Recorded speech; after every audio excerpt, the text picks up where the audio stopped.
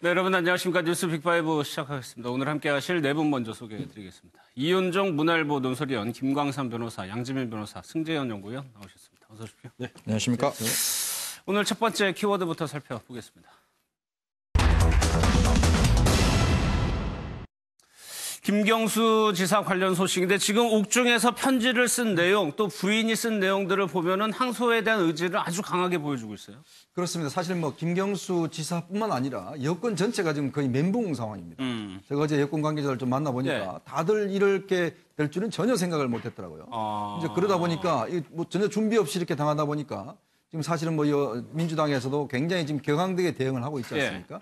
더군다나 김경수 지사 같은 경우도 사실 들어갈 때까지는 뭐 전혀 이렇게 법정 구속까지 되리라고는 뭐 상상을 못했던 모양이에요. 당연히 본인도 예상 못했겠네요. 그래서 전혀 뭐 예를 들어서 도 업무를 뭐 이양한다든지 이런 생각도 못하고 온 상황인데 이렇게 선고가 나다 보니까 일단 당장은 아마 이제 도 업무를 일단 어떻게 할 것이냐에 대한 문제 그리고 특히 이제 뭐 설 연휴지 않습니까?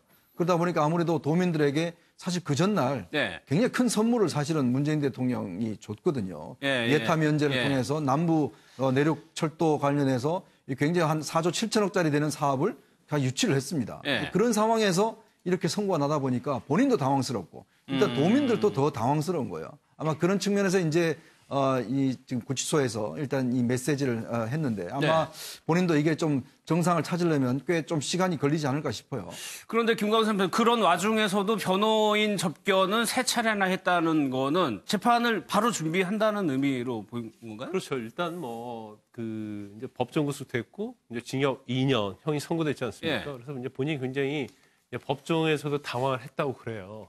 그래서 일단 뭐 구속이 되고 나면 이제 본인이 하고 싶은 생각이 많고 가장 궁금한 건 내가 언제 나갈 것인가. 그게 제일 궁금할 거예요. 그래서 이제 3번이나 접견을 했는데 아마 그 이유 중에 하나가 또 중간에 이제 다른 여당 측에서 접견을 해야 하고 그럼 또 새로 궁금한 게 생길 수 있고 또 처음에 들어가면 굉장히 답답하죠. 그러면 이제 어떻게 전략을 세울 것인가 그런 부분에 대해서 물론 이제 법적인 부분도 있지만 이제 도정과 관련된 부분도 있을 거고요. 그래서 일단 앞으로 어떤 전략을 좀 얘기를 했을 거고 그렇지만 일단 항소장을 제출하는 게 제일 급선무겠죠. 그래서 항소장 제출하고 그다음에 제일 중요한 것이 이제 소송 기록 자체가 항소 법원으로 갑니다. 서울고등으로. 그러면 서울고등에 접수된 날로부터 이제 20일 이내에 항소 이유서를 써야 하는데 항소 이유서를 굉장히 치밀하게 잘 써야 돼요. 그래서 아마 이제 1심에서는 그랬던 걸 보여요. 그 재판을 지켜본 사람들이 얘기하면 굉장히 김경수 지사에게 불리한 증거들이 나와 있는데 그 변호인들이 그렇게 대응을 잘한 편이 아니었다. 그러면 굉장히 무죄에 대한 확신을 가지고 이거 그렇게 그럭저럭 하다 무죄 선고되지 않겠느냐. 좀 약간 안일한 태도를 보였지 않느냐. 이제 그런 얘기도 있거든요. 그러니까 김경수 지사 입장에서 이제 허를 찔렸기 때문에 그럼 이제 지금부터라도 항소심을 정말 치밀하게 준비하자. 그러면서 변호인을 자주 만나고 향후에서도 아마 전략 세우는 데서 변호인들이 굉장히 바쁘게 구치소를 드나들 것으로 보입니다. 지금 영상을 보면 양지민 변호사 그 경남 도청에 이제 응원하는 화환들이 답지하고 있다는 거예요. 뭐 의견이 정확하게 둘로 갈려집니다.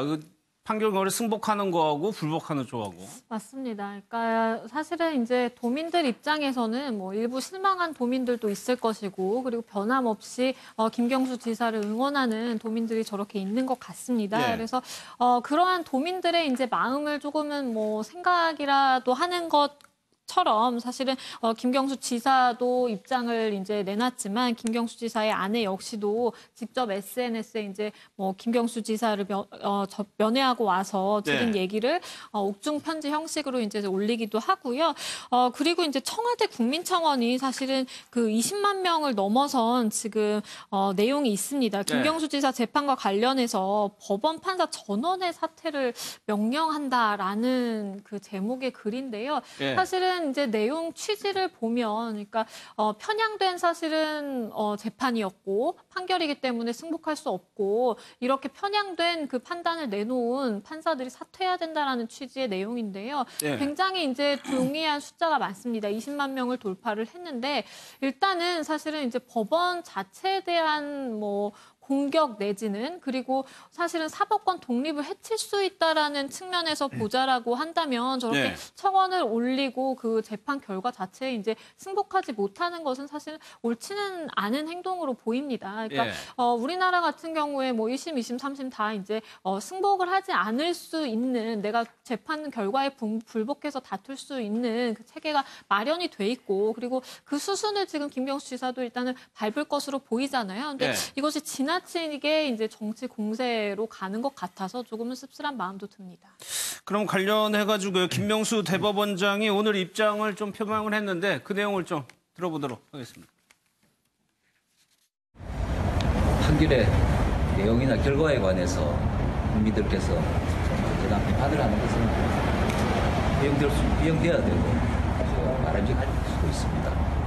하지만 그것이 도를 넘어서 표현이 과도하다고 혹은 재판을 한 개개의 법관에 대한 공격으로 나아가는 것은 결코 적절하지 않다고 생각합니다. 그리고 우리나라 헌법이나 법률에 의하면 판결 결과에 불복이 있는 사람은 구체적인 내용을 들어서 불복할 수 있다는 것도 말씀드립니다. 대법원장이 입장을 표명 안 한다에 대해서 야당에서는 굉장히 비판을 했었는데 오늘 저 정도의 입장은 어느 정도 수준이라고 보세요? 그러니까 이제 이게 사실은 김명수 대법원장이 취임 때 어떤 재판 독립에 대해서 정말 목숨 걸고 지키겠다라고 이야기를 했거든요. 네. 이제 그런 차원에서 사실은 어제 이제 좀 일찍 입장을 표명해 주길 바랬었는데 사실 어제는 굉장히 묵묵부답을 했습니다. 그랬죠. 네. 그 상황에서 사실 여당에서 사법적폐특별위원회까지 이제 세우고 특히 또 재판부에 대한 공격들을 굉장히 했지 않습니까? 뭐 양승태 전 대법원장 시절에 2년 동안 비서를 했다라는 이유로 해서 굉장히 공격을 심했거든요. 네. 그렇다면 과연 그러면 재판부가 어떻게 이런 공격을 여당이 공격을 한다면 과연 이걸 이제 견뎌낼 수 있을 것인가? 이거에 대한 김명수 대법원장을 향한 비난이 굉장히 많았죠. 네. 대법원장이 좀 나서서 예를 들어서 여당의 저런 문제에 대해서 일침을 가해야 되는데 왜 침묵했느냐?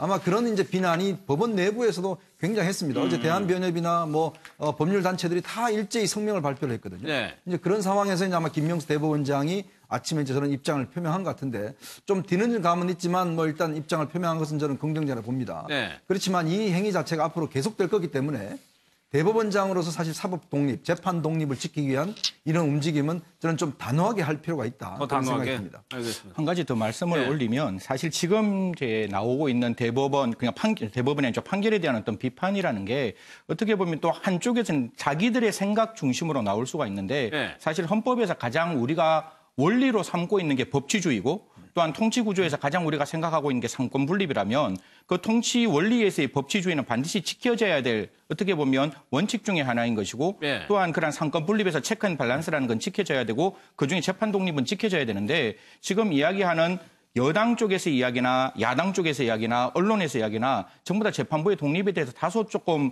넘어서지 않는 넘어서야 되는 선을 넘어서지 말아야 할 선을 넘어가는 쪽이 많기 때문에 네. 그런 부분 좀 조심해야 되고 특히 뭐 이제 판결문에 보면 뭐 보인다 이렇게 이야기를 했는 부분을 네. 가지고 이제 이야기를 많이 하시는데 사실 저희들이 심정 경로 형성에 대해서 연구를 하다 보면 그 판사님들의 말씀에 따라서 추정된다, 사료된다, 판단된다, 인정된다, 보인다 이런 말씀을 많이 쓰세요. 네. 그런데 보인다는 게 과연 약하다는 의미가 아니라 이런 증거를 가지고 이러한 점을 알았으리라는 점이 보인다라는 말과 이러한 알았으라는 점이 추정된다라는 말이 과연 어느 쪽이 뉘앙스가 약하고 강하다는 것은 사실 보이는 입장에서는 다를 수 있거든요. 그래서 심정 경로 형성에 대한 어떤 비판이 아니라 그런 어떤 반대되는 증거가 나왔음에도 불구하고 그런 반대되는 증거를 판단하지 아니하였다든가 네. 아니면 최종 법칙의 위반 그러니까 어떤 심정을 형성하는 정도의 잘못이 있었다는 점을 저희들이 시스템을 통해서 따져나가야지 이게 하나의 어떤 여당과 야당 그리고 언론에서 다 한 사람에 대한 판단을 좀 싸잡아서 이야기하는 것은 조금 지양되어야 되는 부분이라고 그 생각합니다. 판결문을 보면 정반대 얘기가 나오는 게 지금 말씀하신 것처럼 심정 추정에 의해서 한 판결이다라는 거하고 증거 목록만 20쪽에 달한다는 정반대 얘기가 나오고 있거든요. 근데 그 판결문에요. 민사가 됐건 형사가 됐건 어떠한 증거에 의해서 어떻게 그런 어떤 사실을 이제 확정을 하는 거거든요. 네. 사실을 확정할 때 이렇게 해서 이렇게 했다 이렇게 확정을 못 해요. 왜냐하면 이런 일반적으로. 증거에 비추어 보면 이렇다. 뭔가 추정된다. 이렇게 보인다. 그리고 이제 결론에 있어서 이게 유죄인지 무죄인지 이렇게 나가는 거거든요. 그래서 보인다라는 문구가 많이 들어간다고 해서 이게 어떤 증거가 없다 이렇게 얘기할 수 있는 부분은 아니에요. 그러니까 원래 판결문에 쓰는 표현이라는 그렇죠. 말씀이시죠? 이게 관행적으로 쓰이는 표현이고 네. 저 보인다는 자체가 사실은 팩트를 확정한다는 그런 내용이에요. 그런데 그걸 너무나 확정적으로 하면 약간 문구에서도 이상하다 보니까 네. 그전부터 판결문은 어떻게 보인다, 추정된다 이제 그런 용어를 많이 쓰기 때문에 네. 보인다라는 용어가 많이 있기 때문에 이것은 증거 없이 본인의 심증 가지고 했다 이런 기사를 썼다고 한다면 네. 그 기사는 잘 모르고 쓴 기사다고 봐요. 그리고 일단 이제 중요한 것들이 판결문 전체를 딱 보면 이제 드루킹 진술에 있어서도 이제 허위적인 측면이 좀 있다는 걸 재판부도 인정을 합니다. 네. 그렇지만 전체적으로 보면 이제 물적 증거가 굉장히 많아요. 네. 그 중에서도 뭐 네이버 로그인 한 것들이랄지 온라인 정보 보고한 것들, 그다음에 서로 주고받은 텔레그램 이런 것들이 있기 때문에 저걸 단순히 드루킹 진술에 일관되지 못한 진술만 가지고 유죄 판결을 했다고 하면서 이제 사실 김경수 변호인씨도 그 얘기를 하고 있잖아요. 네. 그런 식으로 항소심을 가게 되면 제가 볼 땐 100점 100패라고 봐요. 그래서 지금은 어떤 판사에 대한 개인적 공격을 할 게 아니라 판결문을 잘 분석을 해야죠. 꼼꼼하게 분석을 해야 그렇죠. 아주 의연하고 당당하게 분석을 한 다음에 항소심에서 논리적, 과학적, 법리적으로 주장을 할 수 있도록 지금을 준비하는 게 굉장히 중요하다고 보거든요. 그렇지만 이걸 단순히 판사 성향 때문에 이 재판이 잘못 나왔다. 그러면 예를 들어서 양수태와 전혀 무관한 사람이 항소심에서 재판을 받게 되면 이거 무조건 유죄가 나오냐? 그렇죠. 그런 논리죠. 그건 아니잖아요. 그래서 지금 사실 여당에서도 뭐 법관 탄핵이랄지 이제 이런 얘기가 나오고 있는데 적폐 뭐 이런 얘기가 나오고 있는데 만약에 이런 주장을 물론 저는 뭐 약간 이해가는 측면이 있어요. 왜냐하면 이 판결문 자체가 대선의 정당성과 좀 약간 관련이 있기 때문에 여당 입장에서 굉장히 민감한 문제거든요. 그래서 그런 부분을 이제 충분히 이해한다 하더라도 만약에 이런 식으로 계속해서 왜 이렇게 법관 탄핵의 절차를 추진한다든지 그랬는데 항소심 갔어요. 네. 그럼 항소심에 유죄가 나왔어요. 그러면 야당에서는 뭐라고 하겠어요? 재판에 영향을 미쳤고 배후에 세력이 있다고 할 거 아닙니까? 네. 근데 무죄가 만약에 항소심에서 무죄가 확정이 됐는데 그 재판부가 양수태 대법원 전 대법원장과 아무 관련이 없어요. 그럼 그때는 또 여당에서는 어떻게 알겠습니다. 예. 준비를 할 겁니까? 그렇기 때문에 그런 부분에 대해 좀 신중할 필요가 있다 이렇게 봅니다. 예. 정치권에서는 아주 거친 말들이 오가고 있습니다. 어떤 얘기들인지 한번 좀 들어보겠습니다. 대통령 선거가 끝난 지가 언젠데 이제 와서 대선 불복을 의미하는 듯한 그런 행동을 하는 공당이 어떻게 있을 수가 있습니까? 탄핵당한 사람들의 세력들이 감히 촛불혁명으로 당선된 대통령을 대선 불복으로 대한단 말입니까? 저희는 지금 대선 불복의 프레임이 아닙니다. 저희가 지금 하는 것은 진실을 규명하고자 하는 것입니다. 김경수 도지사가 재판 후에 양승태 대법원장과 특수관계인이라는 메시지를 보내자 민주당에서 대대적으로 들고 일어났습니다. 판결 불복을 선언하고 이를 적극적으로 홍보하겠다고 합니다. 재판 불복을 넘어선 헌법 불복입니다. 위원장님, 상대 헌법 불복이라고 하고 대선 불복이라는 용어를 쓰고 있단 말이에요. 이게 사실 어제 이제 자유한국당 원내 총회를 사실 이제 청와대 앞에서 했습니다. 그랬죠. 이제 그렇게 했고 또 여상규 지금 법사위원장이 이 문제와 관련해서 이걸 특검을 해야 된다. 그리고 대통령도 형사상 소추는 할 수 없다고 하지만 조사는 할 수 있다. 뭐 이런 이야기를 하다 보니까 거기 아마 이해찬 대표가 이제 발끈해서 지금 이야기를 한 것 같아요. 근데 이제 이해찬 대표 말도 보면 이 정부가 촛불혁명으로 들어선 정부는 아니죠. 대선을 통해서 선거를 통해서 국민이 뽑은 정부 아니겠습니까? 그런 문제도 있고 사실 이 문제와 관련해서 지금 여야 간에 굉장히 감정 싸움에 지금 한 것 같아요. 왜냐하면 야당 입장에서는 자꾸 이 문제를 대선 공정성 문제로 지금 이제 넘기려고 하는 것이고 여당 입장에서 보면 이 문제가 일단 1심이 끝나기는 했지만 그러나 이 문제를 가지고 지금 대선까지 이제 한다면 이거는 굉장히 정당성에 이제 침해가 되지 않겠습니까?